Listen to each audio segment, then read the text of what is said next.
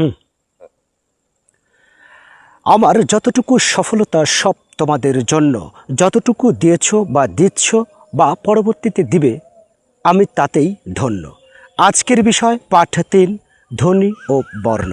হ্যাঁ, সপ্তম শ্রেণীর শিক্ষার্থী বন্ধুরা, আজকে তুলে ধরছি তোমাদের ব্যাকরণ বইয়ের পাঠ 3। আর বরাবরের মতোই আলোচনার শেষে 3টি প্রশ্ন থাকবে তোমাদের মেধা যাচাইয়ের জন্য।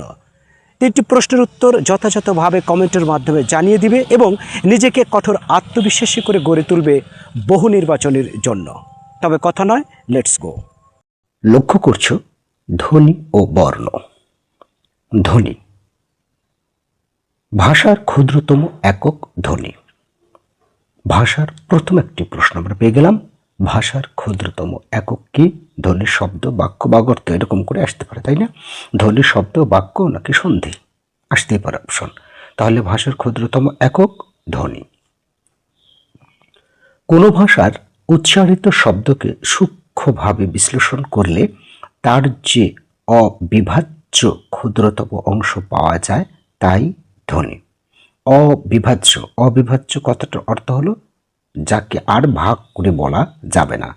মানুষের বাকযন্ত্রের সহায়তায় উচ্চারিত ধ্বনি থেকেই ভাষার সৃষ্টি। বস্তুত ভাষাকে বিশ্লেষণ করলে 4টি মৌলিক উপাদান পাওয়া যায়।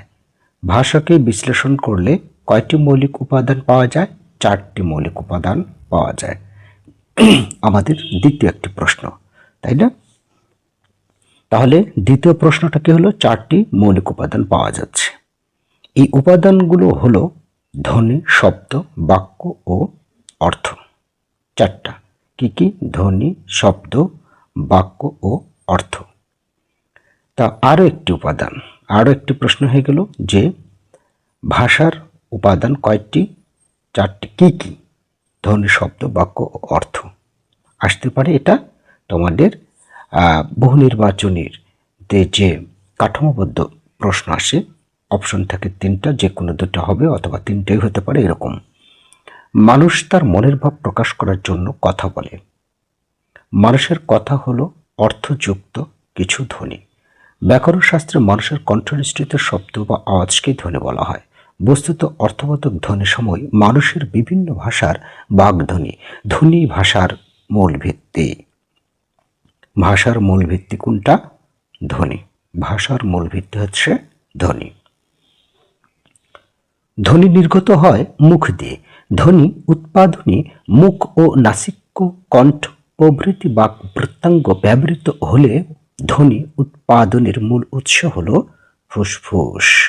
তার মানে ধ্বনি উৎপাদনের মূল উৎস ফুসফুস। অনেক উৎসই আছে, মুখ, নাসিক্য, কণ্ঠ, তারপরে তোমার নাক, ঠিক আছে? তো এই নাক, চোখ যাই থাকুক না কেন, চোখ তো হবে না, নাক, মুখ যাই থাকুক না কেন, আসলে মূল উৎস হচ্ছে ফুসফুস। এই ফুসফুস থেকে আসলে মূলত আমাদের ধ্বনিটা উৎপত্তি হয়। কি করে? তার একটি গল্প। ফুসফুসের সাহায্যে আমরা শ্বাস গ্রহণ ও ত্যাগ করি। ফুসফুস থেকে বাতাস বেরিয়ে আসার সময় বিভিন্ন বাক প্রত্যঙ্গের সংস্পর্শে আসে। ফুসফুস থেকে বাতাস বাকযন্ত্রের মধ্য দিয়ে বেরিয়ে আসার সময় মুখের বিভিন্ন জায়গায় ঘষা খায়। এই ঘর্ষণের ফলে মুখে নানা ধরনের ধ্বনির সৃষ্টি হয়। অর্থাৎ ফুসফুস নির্গত বাতাস স্বরযন্ত্রের মধ্য দিয়ে মুখ গহ্বরে প্রবেশের পর বিভিন্ন বাক প্রত্যঙ্গের সংস্পর্শে আঘাত লাগার দরুন ধ্বনি গঠিত হয়। আঘাত লাগার দরুন মানে আঘাত লাগার কারণে, এই দরুন মানে জন্য গঠিত বা তৈরি হয়। ধ্বনি গঠনে বিভিন্ন বাক প্রত্যঙ্গের ভূমিকা অত্যন্ত গুরুত্বপূর্ণ। তাহলে ধ্বনি গঠনে অন্যান্য বাক প্রত্যঙ্গ যেগুলো আছে, অর্থাৎ মুখ, দাঁত, অর্থাৎ ঠোঁট, তালু, উপরের তালু, নিচের চোয়াল, উপরের চোয়াল, ঠিক আছে, দন্তমূল, অগ্রতালু, এগুলো আর কি মুখের ভিতরে যেগুলো আছে এগুলোর কথা বলছি আর কি। এখন আমরা সেখানে বুঝলাম যে এই যে আমি কথাগুলো বলছি, আমার কথাগুলো শুনছে, আমার এই কথাগুলোর মধ্যেও কিন্তু এই ফুসফুসে বাতাস জমা থাকছে, আর সেই বাতাস মুখ দিয়ে বেরিয়ে আসছে বলে কিন্তু আমার সাউন্ডটা স্পষ্টভাবে শুনতে পাচ্ছ তোমরা, তাই না? যদি বাতাস না থাকতো আর এই মুখের মধ্যে যদি বাধা প্রাপ্ত না হতো বিভিন্ন জায়গায়, তাহলে উচ্চারণ শব্দ অ্যাও ওয়াও সাও কিন্তু কিছুই বোঝা যেত না। হ্যাঁ, আও আও হতো, কারণ সেখানে আমাদের কোনো বাধা যদি ঠিকমতোভাবে না পায় তাহলে উচ্চারণটা এরকম হতো। আচ্ছা, যাই হোক, ধ্বনির শ্রেণীবিভাগ।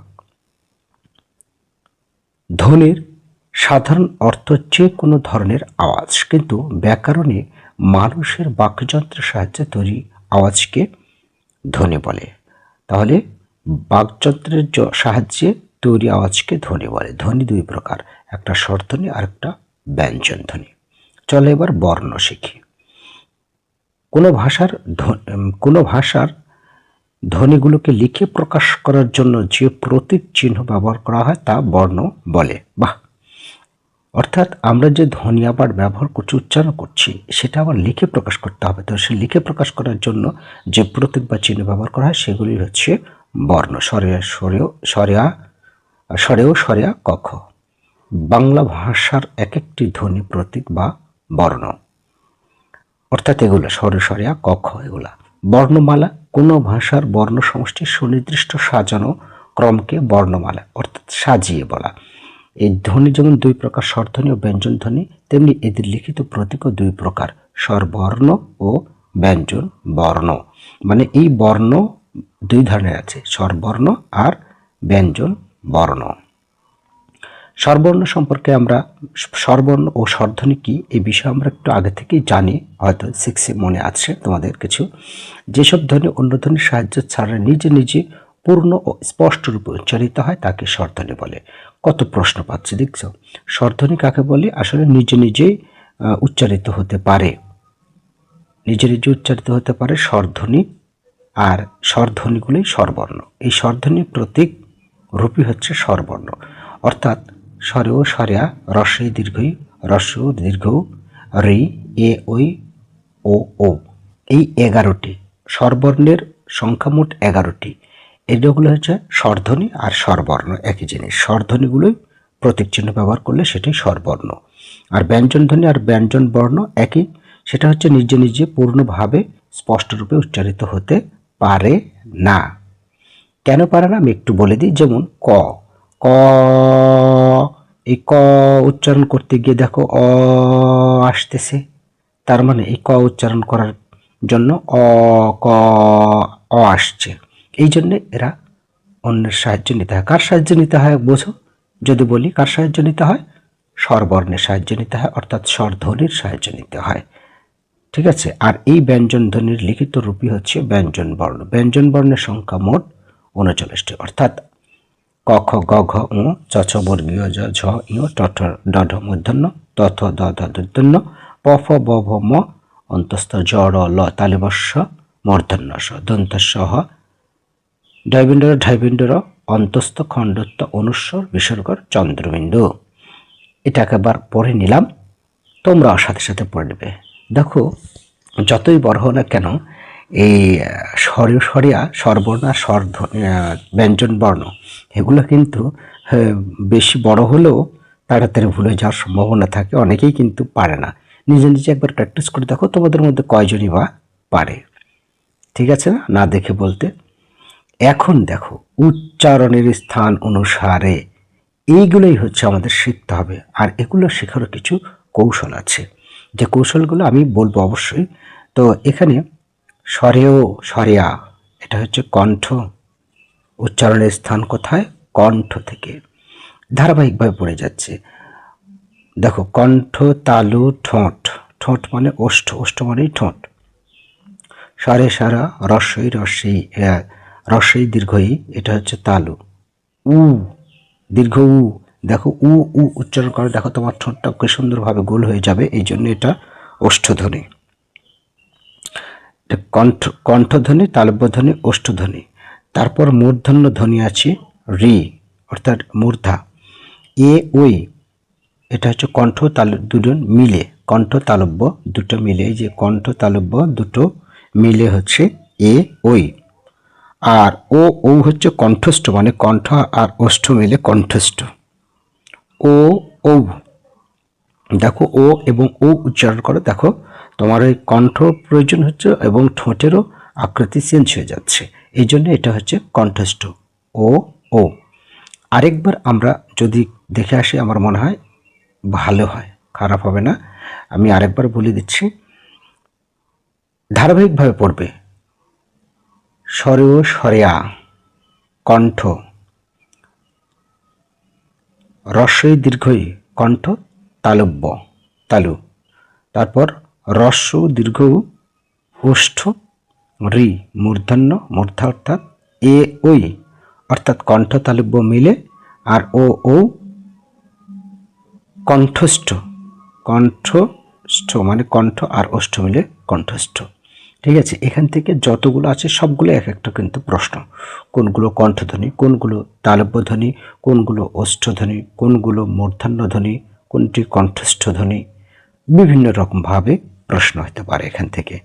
ঠিক আছে, আর এই জন্যে একবার শুনে কিন্তু হবে না। আমার এই ভিডিওটা কমপক্ষে রাত্রে করে সবার আগে 1 দিন 2 দিন 3 দিন 4 দিন 5 দিন শুনবে। ঠিক আছে, 5 দিন শোনার পর দেখবে যে এই বিষয়টা আয়ত্ত হয়ে যাচ্ছে। আর সবশেষে তো এই যে 3টি প্রশ্নের মাধ্যমে তোমাদের মেধা যাচাই করা হবে। হ্যাঁ, যদি একবারে 3টি পেরে যাও তাহলে তো মনে করবো অবশ্যই একবারে শোনায় তোমার কাজ হয়েছে। যদি না পারো তবে আবারও পরিপূর্ণভাবে আরেকবার এই ভিডিওটি সাউন্ড শুনবে, তাহলে কিন্তু আয়ত্ত, যতক্ষণ 3টা প্রশ্ন উত্তর তুমি না দেখে দিতে পারবে। আচ্ছা, উচ্চারণের স্থান অনুসারে ব্যঞ্জন ধ্বনি 5টি বিভাগ রয়েছে। বাহ, ব্যঞ্জন ধ্বনির আবার 5টি বিভাগ রয়েছে, বিভাগগুলোকে বর্গ বলে। এই যে মজার বিষয় আসবে এখন। প্রথম ধ্বনির নাম অনুসারে বর্গের নাম নির্দেশ করা হয়। অর্থাৎ আমরা যেমন বললাম ক খ গ ঘ ঙ, তো প্রথম বর্ণ কি ক, তাই এই ক বর্ণ অনুযায়ী অর্থাৎ তো প্রথম ধ্বনির অনুযায়ী এই বর্গের নাম করা হয়েছে ক বর্গ। তারপর চ বর্গ, ট বর্গ, ত বর্গ, প বর্গ, এবং দেখো 5টি বিভাগ রয়েছে। এটা হচ্ছে যে ব্যঞ্জন ধ্বনির ক্ষেত্রে। ব্যঞ্জন ধ্বনির উচ্চারণ স্থান ও বৈশিষ্ট্য অনুযায়ী এটা একটা মজার বিষয় আছে। অনেক মজার বিষয় কি জানো, তোমার মুখস্থ করবে এইভাবে: কণ্ঠ তালব্য মূর্ধন্য দন্ত ওষ্ঠ, কণ্ঠ তালব্য মূর্ধন্য দন্ত ওষ্ঠ। এই যে কণ্ঠ তালব্য মূর্ধন্য দন্ত ওষ্ঠ, কণ্ঠ তালব্য মূর্ধন্য দন্ত ওষ্ঠ। আমার সাথে একবার রেওয়াজ করে যাও। কণ্ঠ তালব্য মূর্ধন্য, দেখো মধ্যে তো মধ্যেই আছে, এই যে দেখো এই যে 2টা পরেও 2টা, তাই না? এই যে 2টা পরেও 2টা, মধ্যে তো মধ্যেই আছে দেখো। তাই কণ্ঠ তালব্য মূর্ধ দন্ত ওষ্ঠ, কণ্ঠ তালব্য মূর্ধন্য দন্ত ওষ্ঠ। এই যে কণ্ঠ তালব্য মূর্ধন্য ধ্বনি দন্ত ধ্বনি ওষ্ঠধ্বনি, তাই না? মূর্ধন্যটা মধ্যেই আছে, অর্থাৎ 2টার মধ্যে। 5 নম্বর এটা মনে করো 1 নম্বর, এটা 2 নম্বর, এটা 3 নম্বর, এটা 4 নম্বর, এটা 5 নম্বর। তো 3 নম্বরটা কি মাঝখানে হচ্ছে না সারিভাবে যদি বসাই, তাই না? এদিকে 2টা পিছনে 2টা, তার মানে মাঝখানে 3 নম্বরটাই হচ্ছে, তার মানে মূর্ধন্যটা মধ্যেই আছে। এখন আমি এই কথাগুলো বারবার বলার কারণও আছে, কারণ হচ্ছে মুখস্থ করা যায়, মনে রাখা যায়, মেমোরাইজ করা যায় এবং বেশি দিন স্মৃতিতে গেঁথে রাখা যায়। এই কারণে আমি এইভাবে মুখস্থ করার পরামর্শ দিচ্ছি তোমাদের। সেটা কি? কণ্ঠ তালব্য মূর্ধন্য দন্ত ওষ্ঠ। আমার সাথে বলে যাও, কণ্ঠ তালব্য মূর্ধন্য দন্ত ওষ্ঠ। কণ্ঠতে এখন ধারাবাহিকভাবে শুধু ক খ বসিয়ে যাবে, এই কণ্ঠতে ক বর্গটা বসিয়ে যাবে, তালব্যতে চ বর্গটা মানে ক খ গ ঘ ঙ, তারপর কি বসাও? চ ছ বর্গী চ ঝ ইয়, ও ইয় তো এখানে নাই কই, কিন্তু ইয়টাও হবে, এখানে তালিবস্য দিয়েছে। অর্থাৎ আরও অতিরিক্ত যেগুলো আছে আর কি, অর্থাৎ আমি শুধু বর্গেরগুলো আগে বসিয়ে যাই, তার বাকিগুলো পরে ব্যবহার করব। ঠিক আছে, আর মূর্ধন্যতে মূর্ধন্যটা বসাবে, অর্থাৎ ট ঠ ড ঢ মূর্ধন্য, সেই মূর্ধন্য। ঠিক আছে, তারপর দন্ত বা দাঁত, তথ দধ দন্তন্য, এই যে তথ দধ। ঠিক আছে, তারপরে ঠোঁট প ফ ব ভ ম, অর্থাৎ ধারাবাহিকভাবে বর্গগুলো বসাইয়া গেলে হয়ে যাবে। যেমন এই যে এখানেই দেখো, লক্ষ্য করো, এখানে আমি করে দিচ্ছি, দেখো ধারাবাহিকভাবে এটা হচ্ছে যে কণ্ঠ তাই না? কতে কণ্ঠ নাকি? আচ্ছা, কণ্ঠ, তারপর হচ্ছে যে এগুলো হচ্ছে তালব্য, এটা হচ্ছে মূর্ধন্য, তারপর হচ্ছে যে দন্ত, তারপর ওষ্ঠ। ওষ্ঠের ক্ষেত্রে আরেকটা মনে রাখার কৌশল আছে। ওষ্ঠ মানে হচ্ছে ঠোঁট। ওষ্ঠ মানে কি? ঠোঁট। তো ওষ্ঠ মানে যদি ঠোঁট হয়, তো ঠোঁটের সাহায্য ছাড়া এই ওষ্ঠধ্বনি উচ্চারিত হবে না, অর্থাৎ প, ফ, ব, ভ, ম। দেখো তুমি এগুলো উচ্চারণ করো, উচ্চারণ করার সময় একটু লক্ষ্য করো তোমার ঠোঁট প, প, প, এই প কিন্তু দুই ঠোঁটের উচ্চারণ মানে স্পর্শের কারণেই উচ্চারিত হচ্ছে। তুমি যে কোনো একটা ঠোঁট তুমি ধরে রাখো, নিচের ঠোঁটটা তুমি আঙ্গুল দিয়ে ধরে রাখো, দেখো উচ্চারণ হবে কিন্তু আ, আ, মানে ঠোঁট না ঠেকা পর্যন্ত কিন্তু প উচ্চারণ হবেই না। তার মানে নিচের ঠোঁট তুমি যদি ধরে রাখো, প তুমি উচ্চারণ করতে পারবে না। নিচের ঠোঁটের সাথে তুমি উপরের ঠোঁট স্পর্শ করবে না। স্পর্শ করা ছাড়া কখনো এই 5টা বর্ণ উচ্চারণ করতে পারবে না। এই জন্যে এটা হচ্ছে ওষ্ঠধ্বনি, মানে ঠোঁট ধ্বনি এক কথায়। ঠিক আছে? ঠোঁটের সাহায্যে উচ্চারিত হয় বলে ঠোঁট ধ্বনি। এইভাবে মনে রাখতে হবে। এখন এই যে ডাইবেন্ডর, ঢাইবেন্ডর, হ্যাঁ, এগুলো মূর্ধন্যতে বসিয়েছে অতিরিক্তভাবে। এবার কণ্ঠধ্বনি দেখো কি কি পেলাম। ওই যে প্রথমে কণ্ঠধ্বনিতে সরু সরে পেলাম, তারপর এখানে এসে ক খ গ ঘ ম এগুলো পেলাম। আরেকটা হ এখানে যুক্ত হয়েছে, হ কণ্ঠধ্বনির উদাহরণ। তালব্যতে কি পেলাম? তালব্যতে যে স্বরে সরের পর কি রস্বই দীর্ঘই, তাহলে রস্বই দীর্ঘই বসানোর পরে বাকিগুলো এখানে বসিয়ে দিয়েছি, কণ্ঠ তালব্য। তারপর মূর্ধন্য, মূর্ধন্যতে ট ঠ ড ঢ, তারপর ডাইবিন্ডর, ঢাইবিন্ডর এগুলো। দন্তধ্বনি ত থ দ ধ দন্তন্য, অর্থাৎ যেসব ধ্বনির উচ্চারণ স্থান দন্তমূল সেগুলো দন্তধ্বনি। আর মূর্ধন্য ধ্বনি যেসব ধ্বনির উচ্চারণ স্থান মূর্ধা বা তালুর অগ্রভাগ, আর যেসব ধ্বনির উচ্চারণ স্থান তালু শুধু সেটা হচ্ছে তালব্য। আর যেসব ধ্বনি তাহলে কণ্ঠ, এই যে কণ্ঠনালীর উপরিভাগ বা জিহ্বমূল। কণ্ঠধ্বনি বা জিহ্বমূলীয় ধ্বনি এটা কিন্তু আরেকটা নাম, এটা আমি কিন্তু ছেড়েই গিয়েছিলাম।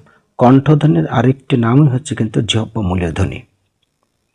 যাই হোক, এই জন্য বলছি মানে একবার দুইবার করে, একবার না দুইবার না তিনবার না, কমপক্ষে 5বার এই ভিডিওটা দেখবে, তাহলে তোমাদের যে বহু নির্বাচনে আসবে পরীক্ষায় সবগুলো উত্তর তোমরা অবশ্যই দিতে পারবে।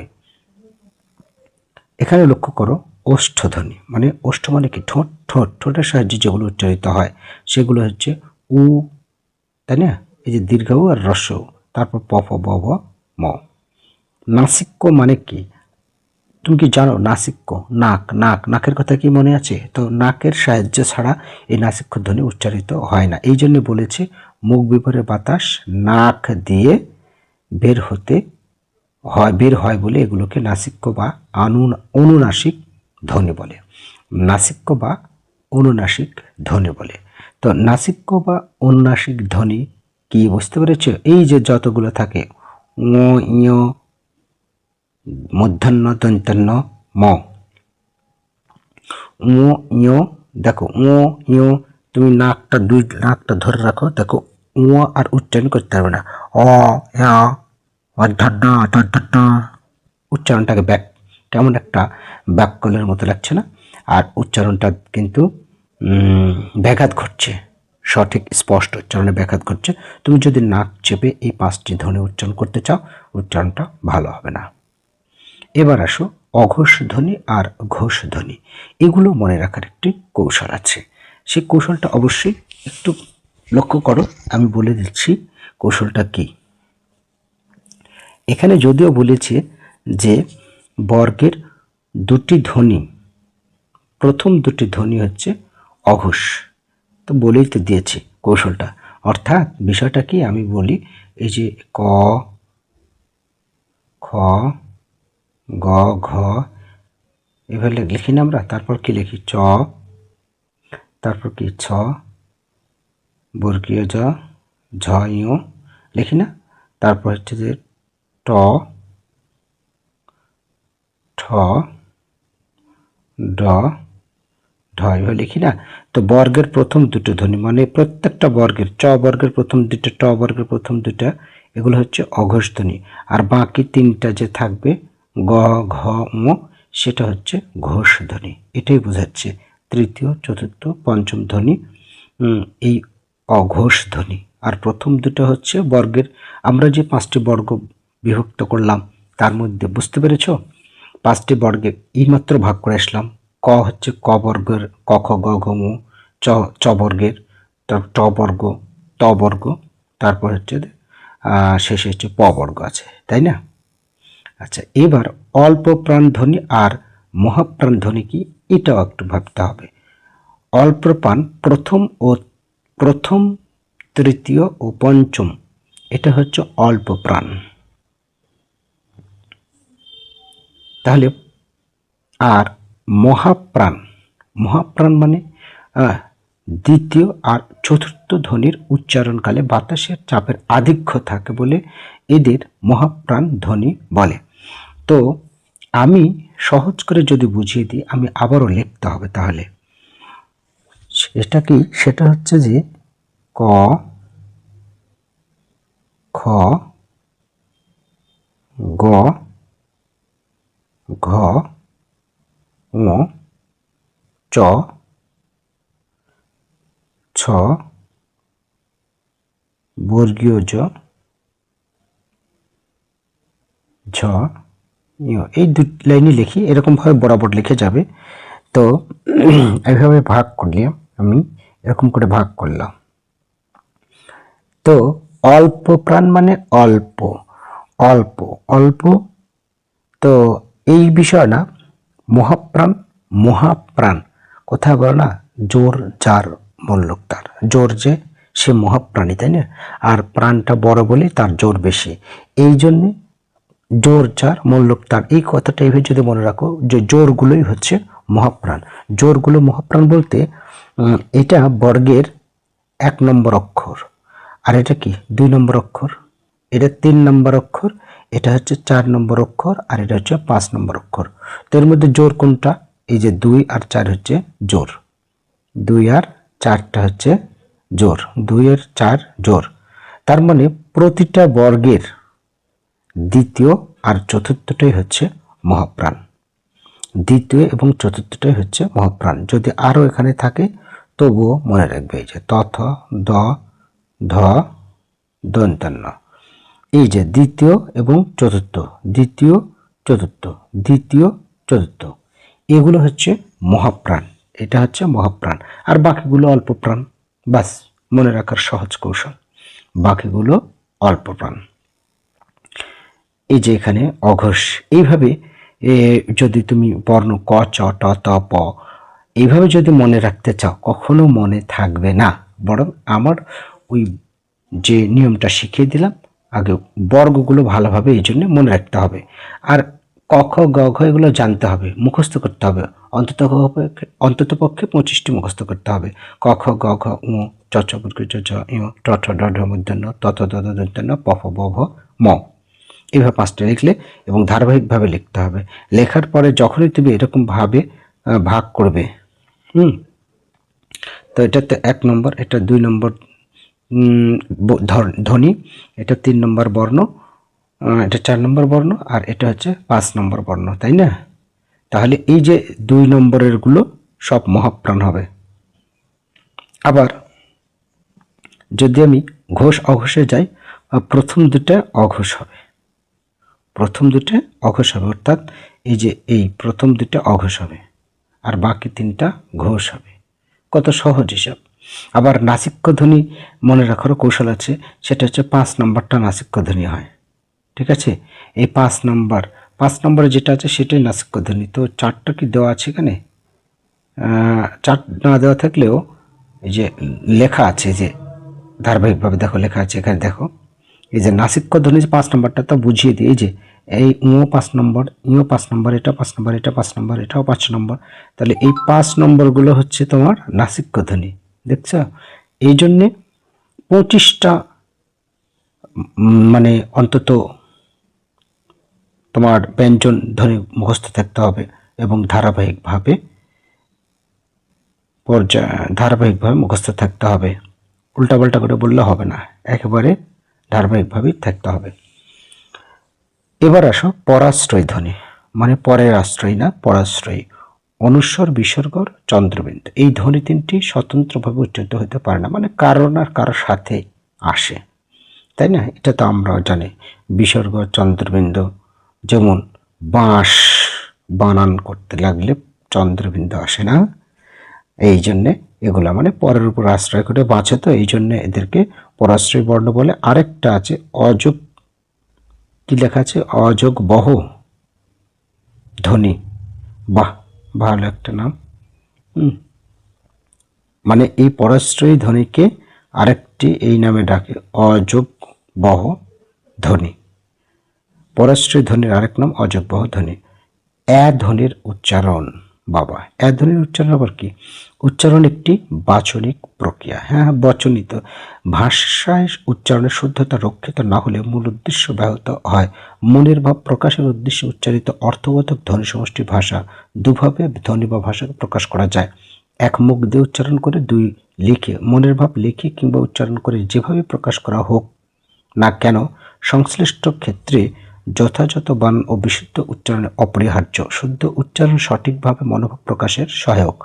পক্ষান্তরে অশুদ্ধ উচ্চারণ শব্দের অর্থ বিভ্রান্তি এবং বিকৃতি ঘটায়। তাই শুদ্ধ উচ্চারণের গুরুত্ব অপরিসীম। শুদ্ধ উচ্চারণের সময় ক্ষেত্রে প্রমিত কথ্য ভাষার বাচনভঙ্গির অনুসরণ প্রয়োজন। সেই সাথে স্বরধ্বনি, ব্যঞ্জন ধ্বনির যথাযথ উচ্চারণ সম্পর্কে সঠিক ধারণা থাকা আবশ্যক। এছাড়াও ভাষা ব্যবহারে আঞ্চলিকতা পরিহার করা এবং উচ্চারণ সূত্র সম্পর্কে সম্যক ধারণা অর্জন করা দরকার। মনে রাখা প্রয়োজন, প্রতিটি ধ্বনি প্রতীকের নিজস্ব উচ্চারণ ও ধ্বনি গাম্ভীর্য রয়েছে। উল্লেখ্য, একাধিক ধ্বনি মিলে যখন শব্দ তৈরি হয় তখন ধ্বনি প্রতীকের উচ্চারণ কোথাও অপরিবর্তিত থাকে, আবার কোথাও পরিবর্তিত বা বিকৃত হয়ে যায়। নিচে এ ধ্বনির উচ্চারণ রীতি উল্লেখ করা হলো। এই যে আমারও কিন্তু উচ্চারণ রীতি, উচ্চারণটা ভালো হলো না। তাহলে এ ধ্বনির উচ্চারণ রীতি উল্লেখ কি করে হচ্ছে দেখো। বাংলা বর্ণমালায় বর্তমানে ব্যবহৃত স্বরবর্ণের সংখ্যা 11টি। এই যে এটা তো আমরা জানি, স্বরস্বরে থেকে ও পর্যন্ত। আর প্রমিত বাংলা উচ্চারণে মৌলিক স্বরধ্বনির সংখ্যা 7টি। মৌলিক স্বরধ্বনি কয়টি? মৌলিক স্বরধ্বনি 7টি। কত প্রশ্ন আমরা পাচ্ছি, প্রতিটা লাইনে লাইনে আমরা বহু নির্বাচনের জন্য কিন্তু প্রশ্ন পাচ্ছি। এগুলো হলো ই এ এ, ই এ এ, ই এ এ, আ অ, আ ও, ও ও, আ আ ও ও, তাই না? কত 7টি মৌলিক স্বরধ্বনি আমরা একটু মনে রাখি। ই এ এ, ই এ এ, ই এ এ। তারপর স্বরে স্বরেয়া ও ও, সরি, ও হ্রস্ব।